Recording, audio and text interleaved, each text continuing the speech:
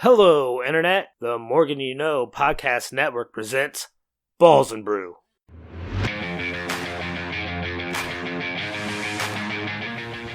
And welcome to the show. It is Balls and Brew for week 18 of the NFL season. I am not Rod Morgan. Hey, from North Carolina, Chris, should people make fun of people for having COVID when they don't have COVID? I'm asking a question. I think it's best not to make fun of anybody for having an illness. Williams, your thoughts? Should, a podcast host of a huge podcast network not make fun of people for having COVID who actually don't have COVID? Oh man, Rod might be taking one on the head here, man. I have no opinion. I want to stay out of this. Is it? Yeah. So Rod actually does have COVID this week, so he's not allowed to. He's not allowed to podcast. The 6 feet of social distancing does include over the airwaves as well. So we're not going to be having him. But I'm going to take over. I'm Jimmy. You just heard from Chris and Williams. We are Balls and Brew. We have a ton to talk about in Week 18. Yes, Week 18 of the NFL season. But let's go back to Week 17 real quick. Williams, when is the last time you have stripped almost naked and ran out on a job other than yesterday? The Antonio Brown saga just keeps getting weirder and weirder, and man, then he shows up at a Brooklyn Nets game the next night. Of course he did. Of course he did. He's got Instagram photos with the Uber driver, and oh man, it's like once you think it can't get any weirder, now he's sharing personal text on Twitter. It's wild, and so now it actually maybe he has a case where he actually might be back next year, or maybe even this playoffs. It's wild, man. So Chris, if you're Bruce Arians, after that game, do you bring Tom Brady in your office and do you stare at him for 15 straight minutes without saying a word after that whole debacle? I think you got to. Williams is right, man. This got real strange, real fast. I don't know what to think or who to believe necessarily. He was definitely jogging off that field pretty well. I didn't see the ankle bothering him then. That's not to say it was. I'm sure they shot him up with cortisone before the game and at halftime. They do it all the time. If I was Bruce Arians, I would have kept my mouth shut during the post-game conference like he started to do, and that's what he needed to do. The Bucs are in a bind. I know they released him, but still, the Bucs are in a bind. Well, it's not surprising, and that's why people have always talked about Antonio Brown and his actions. Now, is this a mental health issue? Is this Antonio Brown just being Antonio Brown? Was he angry that he wasn't getting enough targets? You really don't know. But I've heard a lot on the radio today, Williams, that NFL Network, NFL Films, there's got to be audio of the exchange between him and Arians somewhere with all the audio they have and all the recording devices. There's got to be more on this that they need to show, don't you think? Man, it's so weird too, because like 2 days ago, I was just thinking out of the blue. I was like, man, I wonder if NFL Films has this audio of the Bucs Jets game on the Bucs sideline and what they could actually figure out. But then there's the other story where it's like, AB was pushing to play because he wanted to get targeted a whole bunch because he wanted to hit those incentives before the game. So I'm sure they shot him up before the game. That's technically. That could be taboo, although, most people think so. I think that's kind of known, isn't it? Yeah, I mean, most people in football circles, that's fine. That stuff gets done, but I mean, this thing could turn 10 different ways. So who knows with AB and his lawyer. So we obviously don't know everything about this going on right now, and it's just a bad situation for the Bucs in general because he was having a good season, and just last week I think he had a great game, and not having another weapon down for Tom Brady is going to hurt the Bucs, and they may not advance far in the playoffs or obviously win the Super Bowl without him. So that's a huge loss for them. And honestly, it's another one of those things where you could tell, and Chris, hitting back with you could tell Arians had it. And, someone asked him, well, you said it was one last straw, and then he did the COVID thing earlier. And Arians like, listen, He did a great job last season, so he earned a little bit back. That happened. Okay, it's a new season. That's fine. But you can tell it was just he didn't need to be dealing with this. Yeah, I think you can tell that he's been a headache to Bruce Arians probably the entire time he's been a Patriot. We don't know, for everything that we've seen in public, I'm sure there's been 5 to 10 things in the locker room or in the coach's office that's happened that's probably given Bruce Arians a headache. So yeah, you could tell he was fed up and done. He still should have kept his mouth shut. He got himself into a little bit of hot water saying he didn't know anything about said injury. So I don't know. You really got... I'm so on the fence with this. I don't know. Like, I get it. He's not a popular player. He really does not put himself in a good light, especially over the last 4 years. So it's easy not to root for him, but he may have, no pun intended, a leg to stand on in this case. Yeah, I honestly don't think he's earned the benefit of the doubt over the past few years and over his career. I'm sorry, I just don't think he has yet. It may come out that we're wrong, but I do want to hit on a couple other stories from this week before we head into Week 18 of the NFL season.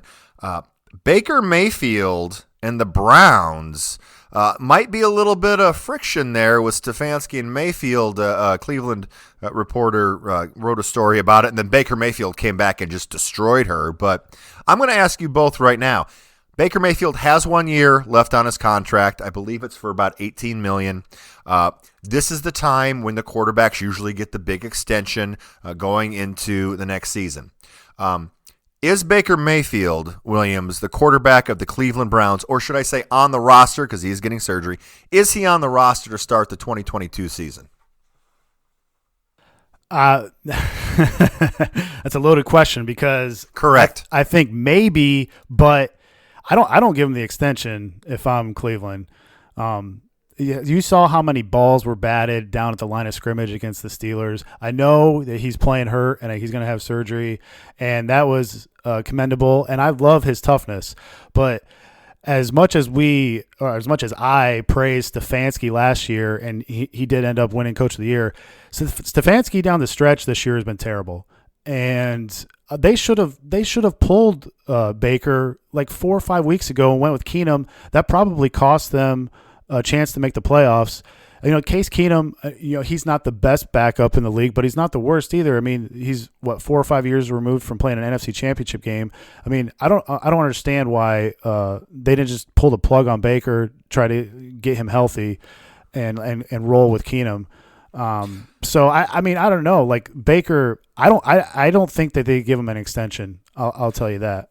Yeah, I agree. And this has been weird, Chris, because Baker, we all know he's hurt. He can't move his arm, but they continue to play him, not giving them the best chance to win. I don't understand how Case Keenum can be any worse than what Baker has, knowing that he's hurt. If you're going to have Baker play, you got to hand the ball off to Chubb. He had 12 carries. He wasn't even in for like 40% of the team's snaps last week. And it felt like they were trying to just save his legs because they got him for another couple of years until through 2024, I believe. But if you're going to play Baker, hand the ball off. They would have been able to run all over them last week and not lost that game and still been in the playoff hunt. They're out of the playoffs now. And I think that's part of the reason. And yeah, if you're wanting to save your quarterback for the future, and I think they're going to be forced to probably not give him the extension until 4 or 5 games in next year when the Browns are 4-1 and at top of the division, and they're going to have to. And so it's going to backfire their face because they're Cleveland. And it really didn't help that OBJ left Cleveland and then has scored, I believe, 5 touchdowns since going to L.A. Williams, you got something to add to this before we move on? Yeah, and it wasn't just this last week. It was the Christmas Day game against the Packers. They're rolling the Packers through on the run game. Chubb is just eating them up, and they have a chance to beat the Packers on the last drive, and they go pass, and Baker ends up throwing another pick. I think he threw 4 picks that game, and it's just like, what was Stefanski thinking there? I don't understand it. And, man, they totally blew this season. And they blew they blew the 17 parlay that I was trying to hit, like plus 550 to hit to win the division. So the other one is still in play though. The Ravens to miss the playoffs is still looking good at plus 350. So hopefully people tailed that one and didn't listen to me on the Browns. I don't know what their problem was. Hopefully they only listened to you 22 of 28 times. Correct. This year. Yeah. All right, let's get to this final one here before we get into Week 18 again. Oh, Aaron Rodgers is in the news again. Hub Arkish, who's a columnist and it has an MVP vote. A lot of us remember him from his days on Chicago radio. Came out and said, Aaron Rodgers is a jerk, and I'm not voting for him for MVP for that reason. Very, very big take on that, obviously. At least he put his name to it. I will give him that. A lot of people wouldn't vote for Aaron Rodgers and just not say why. Aaron Rodgers then came on the Pat McAfee show and kind of just said he doesn't know who this person is, which is said a lot by a lot of people. I think he might have known him, but that's fine. But also that this isn't anything about me. It's just me not being vaccinated. Huge story here about someone not voting for someone because they don't like him. My thoughts are this. Here's a news flash. Happens all the time. Every single vote is cast by somebody, and you may not vote for someone because you don't like them. All Hall of Fames, all MVPs, people get the MVP vote for no reason. That's not a good reason to not vote for them, though. Williams, I'm really excited to hear about what you and Chris have to say. We're going to give Williams first off. What are your thoughts? And a lot of people are saying he should be stripped of his MVP vote. So talk to me a little bit about what you think about Aaron Rodgers. Yeah, well, that's the big thing is that the NFL voting for the MVP is totally different from like Major League Baseball and even like the Oscars, where there's an escalating scale. You get points for like first, second, third, fourth, fifth. Similar to the Oscars, where you can actually take advantage of that. I know you're laughing right now through the mic, but don't laugh. Come later on this year, there will be some Oscar votes tallied. But the NFL, there's only 50 votes for the MVP, and there's only first place votes. There is no second, third, fourth, fifth place votes. So there's only 50 guys voting on this, and one of them's like, "Yeah, I knew, back in August I wasn't going to vote for him. He's a jerk." And it's like just not the best take. And then he did come out and apologize, but then after that, it was kind of a pretentious apology, kind of the high and mighty. And I don't know if you read between the lines on some of Arkish's stuff through the years, that's kind of the vibe that he gives out anyway. And I know I'm supposed to like be backing the Chicago guy and be opposed to the Packer guy, but I don't know. I think it's ridiculous kind of on both sides. Well, I mean, Aaron Rodgers and the word pretentious have been in the same sentence a lot too. So there's that there. Chris, also interested to hear what you have to say. Should your personal feelings on someone go into a vote, and should he still have his MVP vote? So I don't think you can do anything like you try to maybe take your personal feelings out of the vote, especially in a situation like the NFL MVP voting where there's so few people and it's not weighted. I think you really have to stick to what you determined to be the parameters and not have your personal feelings involved. I will say I think Aaron Rodgers is right. I did not know who this fool was before he opened his mouth. And yeah, he put his name out there with it, but he was still a fool to say it out loud. I mean, like you said, we know what happens, whether it's Hall of Fame, MVP, whatever, Coach of the Year, whatever it may be, people are going to vote sometimes with their personal opinions and not the actual talent that's on the field. That being said, good. That means another chance for another vote to Jonathan Taylor, so we can see a Colt get the MVP. Well, and we'll get to that here in a second with Williams and the odds. But so here's my thoughts on everything. The MVP is a quarterback vote. It really is, unfortunately. Aaron Rodgers, therefore, should get the MVP this season. He's taken his team to another terrific season. all by himself, essentially. Oh, not all by himself. He's got a decent team around him, but he's taken his team to the next level again.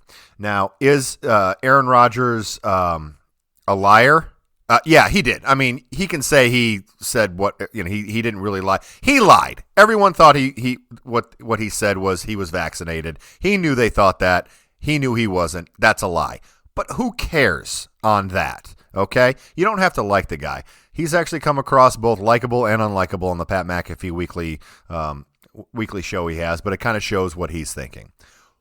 On the field, he's the MVP. We have a couple other people that are really in line for that now. I honestly think the rest of the quarterbacks are kind of not in the picture anymore. You've got Jonathan Taylor, who I got to see break the record in person last week, which is great. You got Cooper Kupp as well.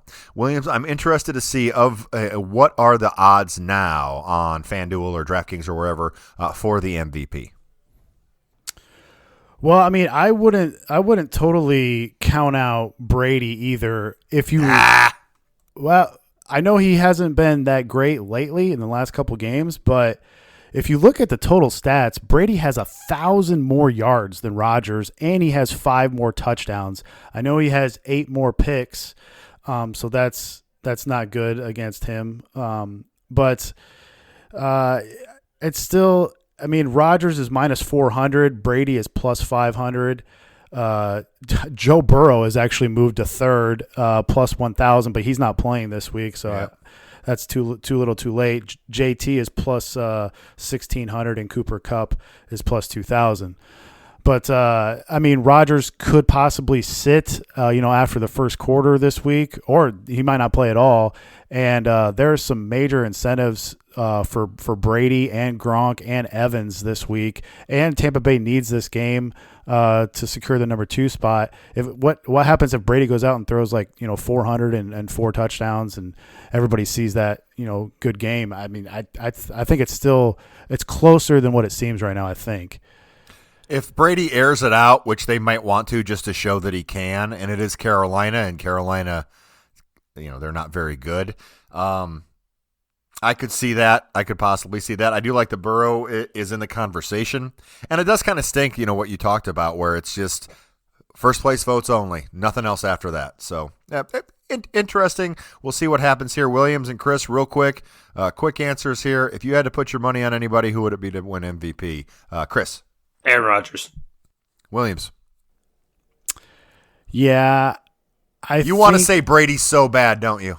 I think Rodgers ekes it out. I think this controversy now actually helps Rodgers. Might. So Hub Arkush is actually a friend of Aaron Rodgers. yeah. And side note, before the season, I one of the future bets, kind of a long shot, 25-1, was Joe Burrow to lead the league in passing. He's tore it up the last 2 weeks because Zach Taylor is all of a sudden went way crazy pass rate over expectation. He was actually in the running if Brady would have sat this week, if Tampa Bay would have had everything sealed up. But then, of course, it's switched. Now Brady's playing, and actually Burrow is sitting because he's got a knee injury. So, that was he was only 37 yards away from second place, but then he needed about 400 to pass Brady. So, kind of a long shot that just fell a little bit short. So let's go to Week 18 now, and obviously this is the first Week 18 we've ever had. And you talked about the records. Are there going to be asterisks moving forward? Is it pre-2021 and 2021 and on for records? But also, we have to worry about so many things now, guys. We've got COVID. That's still a thing. People can be out for up to 5 days if they're being tested, which they aren't being tested very much, but that's all right. COVID, and then we also have, are people going to play or not, depending on when the game is and all that. There's so much to go on. I think we can bet that there's going to be a couple really solid games because people need the wins. Chris, I want to start with you on a couple things here. What is one game that you're looking at that you might have a prop for that we can start off with? I'm really intrigued on this because there's so many different angles it can go. I know Williams is going to like this. I'm going to bring up this game, and this is... Oh, please. Do I have to put the music bet in? Oh. It is the Rams versus the 49ers. Jimmy, hit the music. The Rams really need to win this game, If they lose and Arizona wins, they lose the division. They're going to be playing on the road that first week of the playoffs, so they desperately need this win. It's a division rival. It's going to be a big scoring game. I have a Cooper Cup prop in this game. It has all kinds of playoff implications, and it's one of the few games in the NFC with playoff implications because there's only a couple spots open there. Really only one spot left available in the NFC, and then compared to the AFC, you can pick a bunch of games, but this is the one in the NFC that you really got to watch. Okay, so before we get to Williams with his thoughts on the team that he shall not name, what is your Cooper Cup prop? So right now on DraftKings, his over-under's at 136.5 yards. I think he gets over 100. I don't think he gets that 136. He's only gone higher than 136 like 4 times this year. So I'm going to take the under, and you can find that for minus 115 at DraftKings. Okay, Williams, what do you think about the under there? And that might mean that the Niners could pull it out. Do you have any thoughts on the Niners and San Francisco 49ers? And I think you actually have a pick on this, even though I don't know if it's allowed. Yeah, we might get that to later, but San Fran also, they need to win more than the Rams. The Rams are in the playoffs regardless. I know the Rams want to win to secure the division and get a home playoff game, but the Niners need to win this game to get into the playoffs, or they could rely on the Falcons beating the Saints, which who knows if that could happen. But Cooper Kupp got me a season-long fantasy championship. Thank you, Cooper. But, yeah, he needs 12 receptions to break the single-season record. But then he also, Chris alluded to it, DK set this line at 136.5 or 135.5, I'm not sure. It's close to there. Cooper Kupp needs 136 receiving yards to break the single-season record. Oh, wow. So that's why they've set it at that. This record may be a little easier for Kupp than the average wide receiver because he averages 114 yards per game, and he had 11 for 122 in their first meeting against San Fran. One of the San Fran's probably biggest weakness is their secondary. He had 13 targets that game, and now no Robert Woods. So it's definitely going to be that's going to be the most fascinating game, I feel like, is San Fran and LA. Okay, well, that'll be definitely a huge game to watch coming up this weekend. Next prop bet, Chris. We're going to go to, the greater New York area for some Jets-Bills, I believe, correct? That's right. This is another game that has playoff implications. The Bills win this game. They win the division. They get the home game instead of the Patriots. So the Bills are going to be going out there to win this game. It's also probably going to be some bad weather. It is in Buffalo, so we all know what to expect there.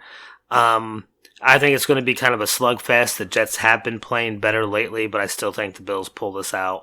And my prop is actually going to be a first half under of 21 points. First half under of 21 points. You think that the weather is going to play a big factor in that, and it is the Jets. However, the Jets had some fire in them last week. Williams, you think that under 21 points in the first half is a good bet, good prop bet there for Chris? Yeah, we've seen the Jets play better lately, and he's right. There is supposed to be a lot of wind in this game. We know Buffalo likes to sling it around, so that could affect them. And this is a pretty big game for Buffalo. They, like he said, if they need to win this game to win the division, so they could come out tight. I don't mind that bet. All right, and Chris, let's finish up your props with a couple teams we figured you'd be talking about today. Yeah, it's the Colts and Jacksonville. Another game in the AFC with playoff implications. Colts win, they're in. If they lose, they need a lot of help. I'm happy that they get to play Jacksonville, but man, does Jacksonville always scare me. I really hope the Colts come out and hand the ball off to Taylor all game Don't let long. Wentz throw it at all. So I'm going to take Carson Wentz under 213.5 passing yards. You buy that at minus 115 on DraftKings. I just hope they hand it off to Jonathan Taylor all game long. Wentz goes like 8 for 12 for like 75 yards and a touchdown. Maybe, that's what I'm looking for. Seeing Taylor in person was great, but also Hines is a fantastic back that doesn't get enough credit right now because Taylor's just having an unreal season. Hines is exciting. He's really good too. Williams, you like the under 213.5 for the Colts Jags? I'm not sure about that, but I have a different. This is my first bet here. I'm taking Jags plus 15.5 in this one. Okay. Yep, 15.5.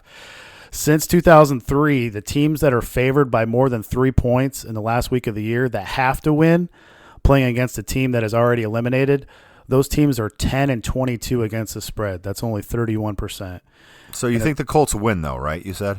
I think the Colts win, yeah. And even if that's not a big enough sample for you, even go back since 1980 in the final 2 weeks of the year, teams that have to win versus teams that are already eliminated, they're only 40% against the spread. So, the Colts, and surprisingly, the Colts haven't won in Jacksonville since 2014. Last time these teams played, it was in Indy. The Colts only won 23-17. The Jags actually outgained them in that game, and they also had a better third down conversion rate. So you're getting like a must-win inflation here. This happens every week 18 where the public says, oh, this team has to win, so they're just going to win. They're just going to roll them. It usually doesn't happen like that. So the Jags should be loose. The Colts could be tight. All the Colts have to do is win and get in. This 15.5 number is super inflated, in my opinion. And you got Calais Campbell, too, the former Jag and the current Raven, texting his former teammates saying, you guys got to ball out for me because the Ravens need the Jags. One of the things they need to have happen is the Jags to upset the Colts. So you got some incentive there, too, with some former players. So I think the Jags keep this within 15.5. Okay, so Chris, as a Colts fan, you got Wentz under 213.5. Are you excited about Williams' pick there, or are you a little nervous about your team? I'm always nervous playing in Jacksonville because we never win there.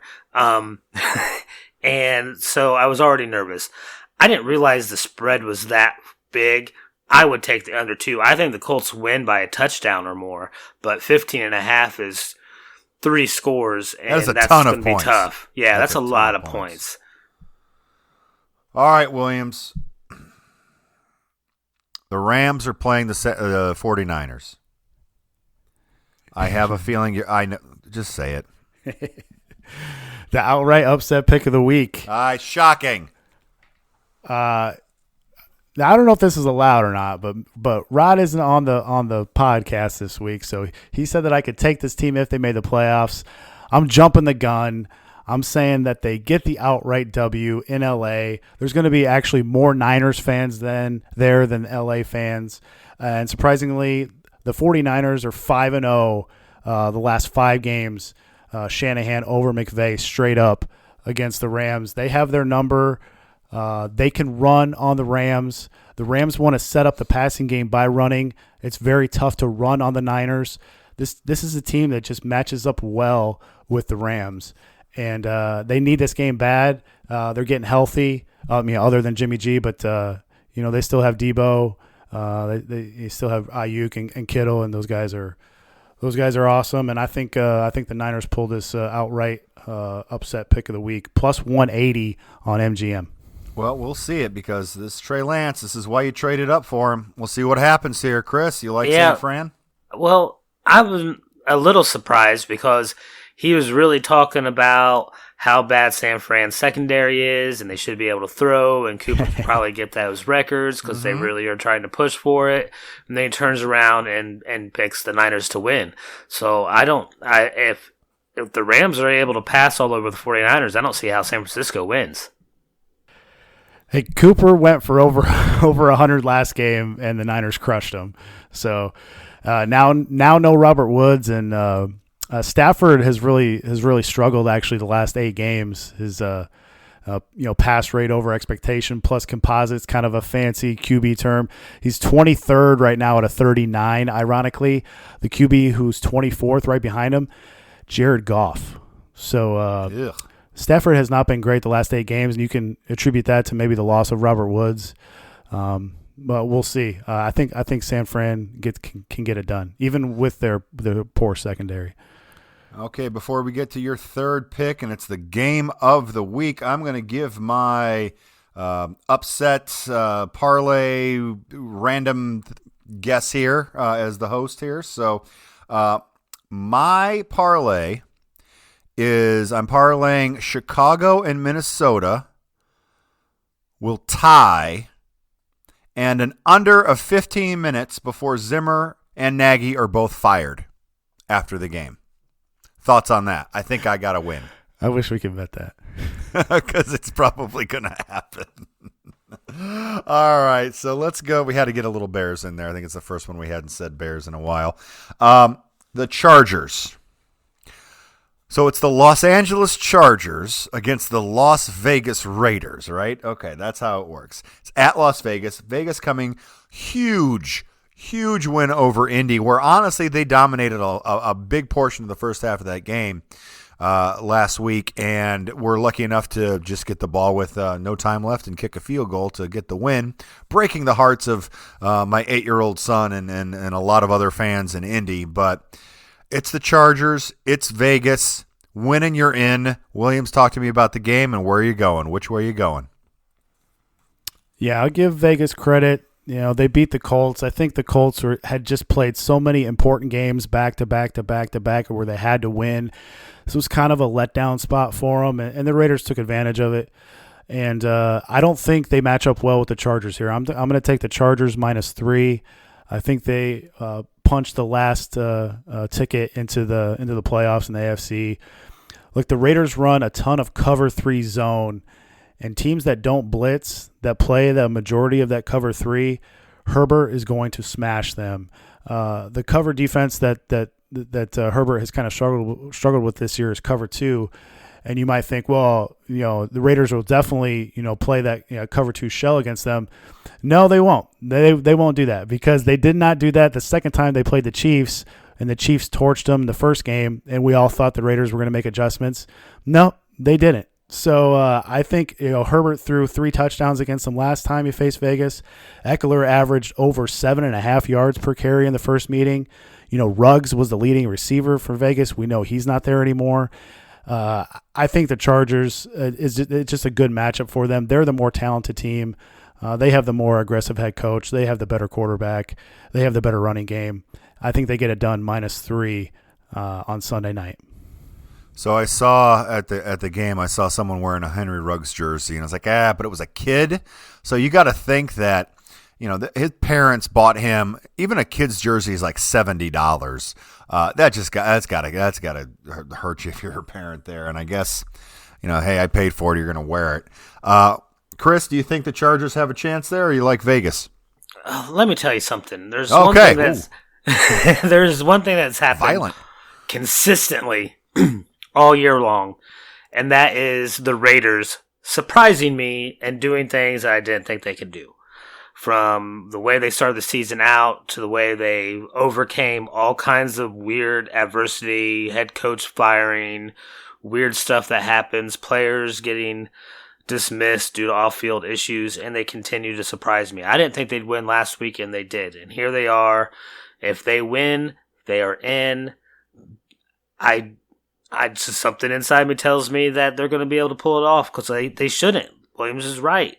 The Chargers are a more talented team. They are a better team. They should win this game, but the Raiders have consistently surprised me all year long, and I think they will again. I'll tell you, Josh Jacobs. Brandon Jacobs was a beast too.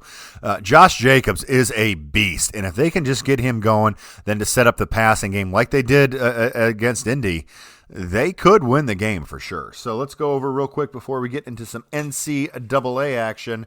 We have Chris taking Cooper Kupp under 136.5, so he will not get the single season record with an extra game to play. Under 21 points in the first half in the Jets-Bills game because of the weather conditions. And then Wentz, Chris hopes he only has about 70 yards, under 213.5 in the Colts-Jags game. Going off of that, Williams took the Jags plus 15.5. And if you're getting 15.5 in the NFL, you probably should go with that. Rams are going to get upset by San Fran because, of course, it's San Fran and Williams, and the Chargers -3 at Vegas. So there are your picks. Williams last week was 0-2-1, 22-28-1 on the season. I'm sure you're going to come back to 25-28-1 at the end of the week. So let's talk a little bit about the Final Four in the NCAA. Cincinnati gets beat. Michigan gets beat. They both get blown out. I just find it funny because you knew exactly what was going to happen as soon as Cincinnati got beat. Oh, see, they can't do it. They can't hang. Michigan then gets destroyed as well. And every single one of these, the Final Four games going back, really all of them have been blowouts. We end up with Auburn. Sorry, folks. Alabama and Georgia in the championship game in Indianapolis. Williams, a lot of different areas to go here. First of all, talk to me about Alabama and Georgia. Does Georgia have a shot here? Yeah, well, yeah. Georgia is favored, believe it or not. I know, but do they have a shot? It's Alabama. Yeah, so I was going to talk about this. The first matchup, the line was Georgia. I think it was like -6.5. I think there was even some 7s, even some 7.5s out there. And after Bama won 41-24, the line isn't going to suddenly jump up like 14 points and have Bama favored by like -6 or -7. And this is what the casual bettors have a tough time with. Like all the Joes out there will see the line for the national championship game and salivate that it's Georgia -3. But what the books do here, or why they set the line at Georgia -3, is they know that if this game was played out 100 times, a majority of the time the game is going to land pretty close to that number. And the Sharps know, what the line was, in the SEC championship game. So now they think that there is actually value on Georgia at only -3. Because the original line was -6.5, -7. So, they think that line was probably pretty accurate. So now they're getting value at -3. But the thing that they have, this little tidbit that's in their favor, the last 7 times there's been a rematch from the regular season in the BCS game or the national championship game. The team that lost the regular season game has went on to win that bowl game, that championship game. The only caveat is this is Nick Saban as an underdog, and he has excelled in this spot. I mean, the last 3 times he's been an underdog, I think he's won every game by 17 points.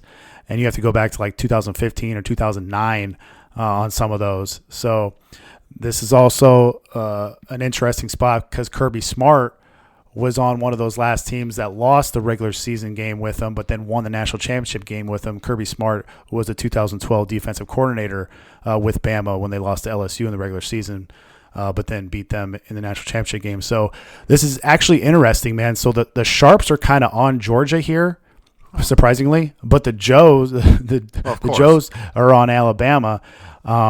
This kind of almost reminds me of 2019 when the Sharps were on Clemson because Clemson was getting 6 or 7, and they're like, this Clemson team is just too good to be getting that. And all the Joes were on LSU because that was one of the best teams of all time. And actually the Joes beat the Sharps that national championship game. So this line is a little bit less than that. And don't forget, Georgia jumped out to a 10-0 lead in the SEC championship game before all hell broke loose. So this is very interesting that the line is -3 here. Georgia. Chris, follow that up. Are you a Joe or are you a Sharp? What you got here, bud? I really think Georgia's the better team, and I really expect them to win this game. Better team, better coach? I don't think so. Better quarterback? I don't think so. I don't know. I'm just saying this Georgia team, I think, is special. I think the SEC championship game got away from them, and they got into some quicksand. That's a Keanu Reeves quote, if anybody's following.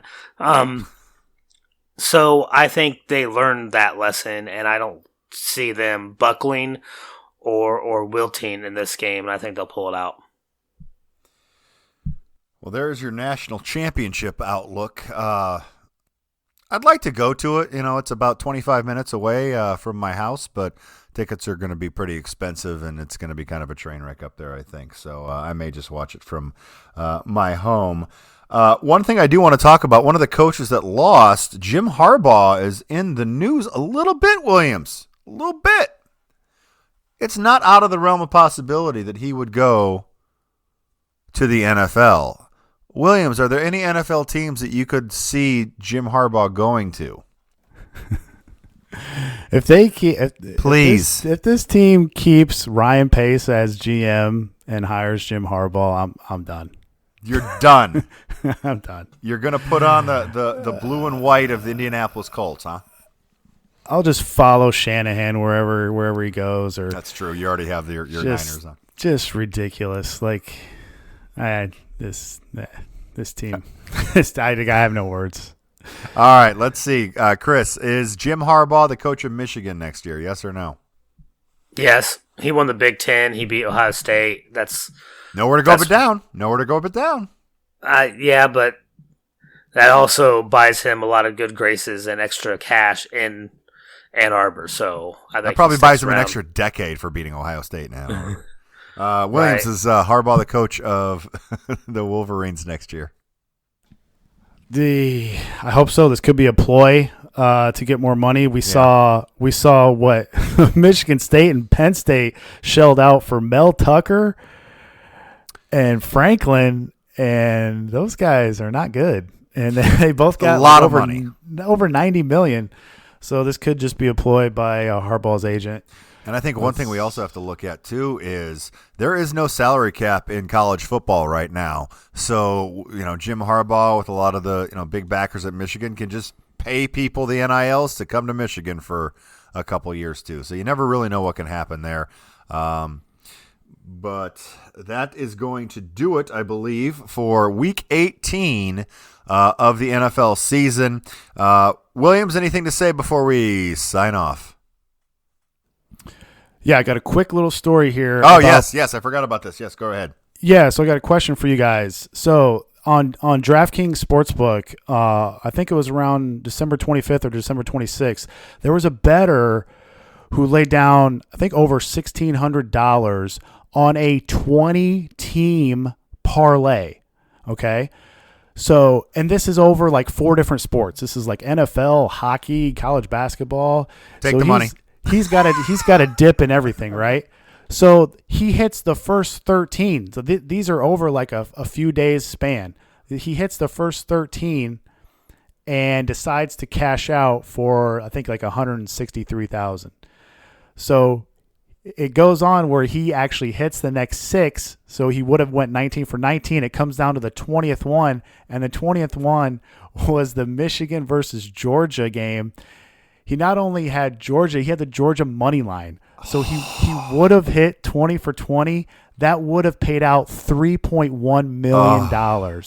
So my question to you guys is, do you guys hedge, and when do you hedge, or do you not hedge? Do you completely go all in for it? If you have that $1,600 to freely lay down and not worry about losing it, you run it. And you don't hedge, you stick with your guns, and you ride it out through all 20. I am a moron, so I would probably write it out, and I would lose that 20. I had one of those like $50 things for FanDuel, and I did a 3-team parlay in baseball. And it came down to the 8th inning, and they were offering me $100. I think $350 was the payout. They were offering me $120 to cash out. I'm like, nah, I'm going to stay. Yeah, what happens? Of course, I lose. You can't blame the guy though. $160,000 take home from that's probably going to be around $90,000. That's after taxes for a lot of people, that's 3 or 4 years' salary. That's awesome. You can't be. I mean, yes, $3.2 million. You can do whatever you want, but you can't blame the guy, can you? I just can't believe that. Who is making a 20-team parlay For $1,600. $1,600. So that's why I'm surprised that he cashed out. I was like, this guy's just a complete degen, and he's just gonna roll it and try and get 3.1 million. But no, he's like, no, I'm good after 13.